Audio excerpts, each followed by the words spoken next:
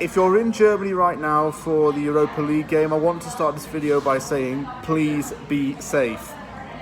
I've just been reading some group chats that I'm in, and it's apparent that a lot of Frankfurt fans seem to be attacking West Ham fans at Irish bars.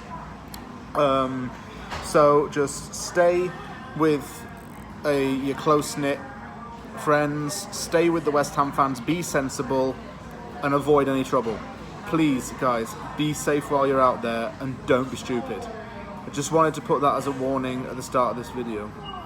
If you're in the city of Frankfurt right now and are wondering what to do before the game, well, you'll come to the right place. Flyaway is the tour guide for everything West Ham fans can expect when they go abroad for the Europa League.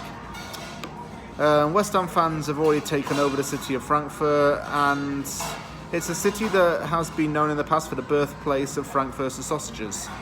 In footballing context, it's the place of Eintracht Frankfurt. Germans know Frankfurt because of its education, large green spaces and tall skyscrapers, and because of these characteristics, I'd say that it's like a smaller version of New York City. So where is Frankfurt? Well, it's in the German state of Hesse, and it's the 5th most populous city in Germany. It has a population of around 763,000. The city is one of Germany's most culturally diverse, and 1/4 of the population is of an ethnic minority background. It's home to many expatriates. Frankfurt's a city that encourages a lot of eco-friendly urbanism. It encourages eco-friendly tourism and sustainability. Tourists and residents of the city enjoy exercising and exploring green trails, and they can sometimes look out for local nature. So if you're there, it's encouraged you explore some of the local parks, because there are quite a lot going around. Here are 3 things that you can do in Frankfurt. Firstly, the Frankfurter Stadtwald, known as the Frankfurt City Forest. This is a 30-mile forest district located in the southern suburbs of Frankfurt. It has 1,600 benches, 25 rest huts, 9 ponds and 6 playgrounds.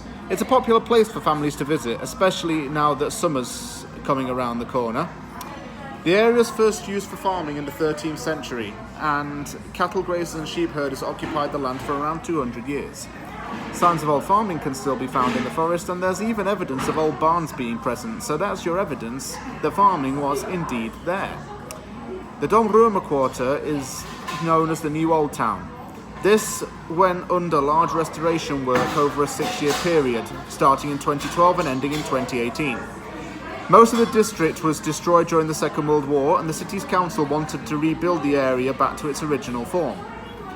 The project is around 7,000 metres in length, and it's home to many shops, boutiques, restaurants and apartments. It's a good example of Frankfurt's urban development programme, and it's been nationally recognised for providing jobs, accommodation and business opportunities. Finally, I recommend that you visit Romaberg, the Roman mountain. This is an open space within the New Old Town. It's known for hosting annual Christmas markets, public entertainment displays and vibrant summer affairs. Tourists can visit this particular part and enjoy it because of the stores and retail shops. There's like something for everybody there. So, what's the stadium like? Well, you'll be going to Deutsche Bank Park for the game. It was opened in 1925 and it has been renovated 4 times in the last 85 years. Eintracht Frankfurt has used the stadium for home games since 1963, but the venue has hosted American football games and World Cup matches in 2006. The capacity is 51,500 and there are 81 executive suites for sponsorships. It also contains several other facilities. It has an indoor swimming pool, an ice rink, a gym, a tennis court and a winter sports hall. Members of the public as well as Eintracht Frankfurt players use these facilities on a regular basis. If you're wanting to get to the stadium, your best bet is to go on the commuter rail service. The stadium has its own railway station known as Frankfurt Stadion, and this is within walking distance. It's under a mile away. 3 train lines, S7, S8 and S9, have a direct service to the stadium, and it's very accessible as a result. Make sure you buy a ticket before you board your train, as if you are caught without a ticket and cannot prove payment, you risk being fined. What 3 things should you know before you go? Firstly, this is one that definitely springs to mind. Watch out for the speed limits. They vary throughout Germany, and it's quite well known that the Autobahn has higher speed limits than those in the UK. Certain parts of the motorway have no speed limit at all. It's often advised that you do not drive in the middle or the left lane because these are used for slower vehicles. If you plan to use the Autobahn, take careful precautions and always stick to the speed limits. Watch for the road signs, which are in kilometers, by the way. Be wary of restricted streets too. Some German cities have announced an introduction of low emission zones in an attempt to reduce air pollution and to promote more eco-friendly living. Taxis and buses tend to limit driving through these areas to comply with local regulations. So if you are planning to use public transport or taxi service, plan your journey in advance and know alternative routes in your head.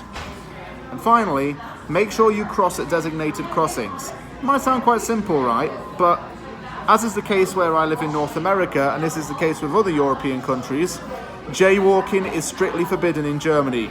Most pedestrians wait at crossings to walk across the street. Even if there are no cars coming, you can't just pop across the road. The fine for jaywalking is around €5, and locals may be angry or annoyed at you for breaking this rule. So just cross where the zebra crossing is. Thank you very much for watching this episode of Fly Away. If you liked the video, hit the like button and don't forget to sub for more content. Take care to all the fans who are out there. I hope you have a really lovely time. And please, I hope you come back safe and have a safe journey home.